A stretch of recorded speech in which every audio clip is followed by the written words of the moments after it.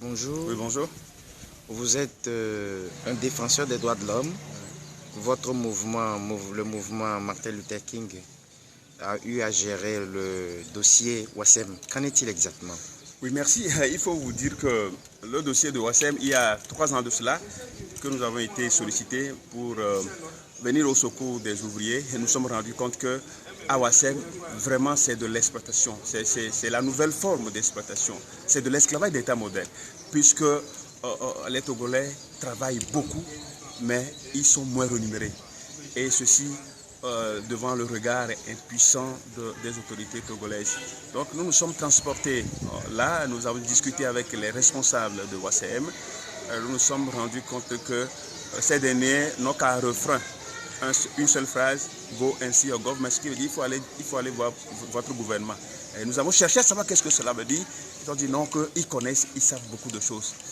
Et nous avons discuté avec le ministre des Mines, ministre d'Amépi, et nous avons voulu chercher que veut dire go ainsi au government, que ces Indiens ont l'habitude de nous servir. Il dit que lui, il n'en sait rien. Donc auprès du ministre aussi, apparemment, je crois quand même que c'est que les causes sont entendues et qu'il n'y a pas de boulot. Il faut que les Togolais savent travailler, parce qu'il faut que les Togolais savent travailler, parce qu'ils estiment que ces Indiens-là sont en train de nous aider. J'ai dit, ce n'est pas possible. Et de l'autre côté, ce qui est aussi criard, c'est qu'il y a les tâcherons, les Togolais, qui sont aussi complices. Et ces tâcherons, c'est eux qui ont le marché, qui signent le contrat avec la société Ouassem, et ils négocient le prix horaire, le salaire horaire, et c'est eux qui vont payer un salaire minable à nos compatriotes. Autrement dit, une heure peut être négociée à 700 chez l'Indien, et les tâcherons vont se permettre de payer 150 à 200 francs à nos compatriotes par heure. Parce qu'ils nous ont dit, à une rencontre avec ces tâcherons, ils nous ont dit qu'eux aussi ils doivent payer les impôts, ils doivent payer, il y a beaucoup de frais qu'on leur impose, donc il faut qu'ils payent tout ça là. Donc apparemment, il ne leur reste pas grand-chose, donc c'est ce qu'ils pouvaient faire. Donc ce qui fait qu'aujourd'hui, le problème des ouvriers de Ouassem est resté non résolu, se complique davantage, ça va de mal en pis, et je crois quand même que des mouvements d'humeur ont eu déjà lieu, ça n'a pas servi à beaucoup de choses. Nous avons manifesté à Tabligo, et aussi il faut reconnaître qu'il y a les chefs traditionnels qui sont aussi des tâcherons. Et pourquoi pas même les autorités préfectorales. Nos enquêtes ont prouvé quand même que sont sondées par ce fait que les autorités, donc ce qui veut dire que quand il y a des mouvements d'humeur, ces mouvements sont rapidement étouffés, parce que les autorités préfectorales et traditionnelles et administratives sont concernées. Voilà le mal, la situation. Donc c'est de l'esclavage des temps modernes à Ouassem, comme dans les autres sociétés de la zone franche.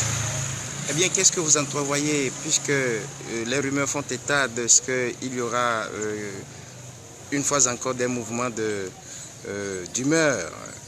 Qu'est-ce que vous entrevoyez en tant que mouvement de défense des droits de l'homme? Je crois que déjà hier, nous sommes en discussion avec les ouvriers et les délégués du personnel. Ah, mais ces gens aussi, c'est des gens qui une fois qu'ils sont huilés par la société et les tâcherons, ils ne savent pas comment défendre les droits de leurs collègues travailleurs. Donc aussi, c'est un autre aspect très important, parce que finalement, tantôt aujourd'hui ils sont chauds, demain on les voit très froids, et puis vraiment ils sont acquis à la cause des employeurs.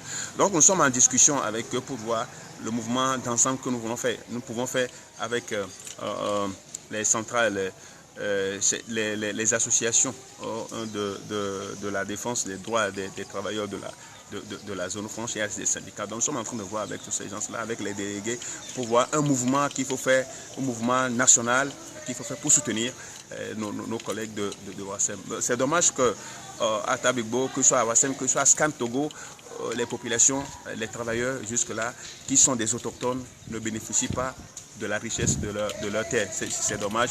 Mais je crois quand même qu'un mouvement d'ensemble va être initié, et cela pour pouvoir convaincre et les employeurs, bien sûr, et les tâcherons à pouvoir trouver à pouvoir améliorer la condition de vie de nos compatriotes à Ouassem. Sur un autre registre, que dites-vous de la cherté de la vie au Togo? La cherté de la vie, écoutez, je crois de jour en jour, la vie ne fait qu'être chère au Togo, notamment les produits céréaliers, le maïs à l'occurrence. Ces derniers temps, la flambée a été vraiment spectaculaire et cela devant... nous voyons la démission totale du ministère de l'Agriculture en charge avec sa société Lansat, l'Agence nationale de sécurité alimentaire apparemment. On nous dit que le Togo fait des réserves céréalières qui sont convoyées dans les autres pays en état de soudure. Mais nous aujourd'hui nous avons des problèmes. Nous avons demandé depuis là à ce que les réserves soient déversées sur le marché. Apparemment, ce qui est fait, c'est que la qualité est contestée, est détestée par les pêches, ce qui veut dire que ça a été mal stocké et où est la bonne foi des autorités. Donc, ensemble avec les collègues des droits de l'homme et des associations des droits des consommateurs, nous sommes en train de nous concerter pour des actions d'envergure. Nous prenons le carburant, l'essence, nous prenons le gaz. Je crois que c'est le combat que nous menons tous les jours. Donc, à tous les niveaux, la vie est chère. Tout est cher aujourd'hui, que ce soit vivre ou non vivre, tout est cher. Et cela, nous ne savons pas ce que demain sera fait si les choses continuent comme ça. Mais c'est un combat qu'il faut mener pour que, au niveau des autorités, les prix soient bien fixés, et que ces prix-là soient respectés et par les commerçants.